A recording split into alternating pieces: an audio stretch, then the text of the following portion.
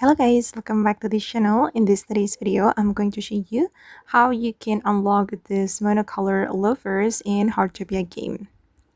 Okay, let's get into it guys. So monocolor loafers is one of the item from the simple school style.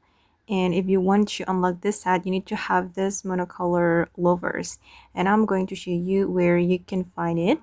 So you're going to find a golden bubble guys, and you need to pop the bubble so you can unlock the monocolor loafers.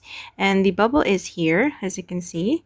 Go to the central square and go to this statue, and you're going to climb the statue and pop the bubble. Wait, let me climb it. It's a little bit hard for me.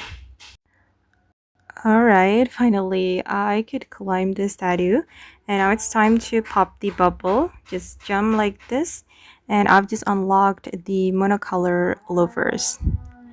Okay guys, and that's how we can get the monocolor loafers in Heartopia game to unlock the simple skull set in Heartopia. I hope this video will be useful for you. Thank you so much for watching, and bye!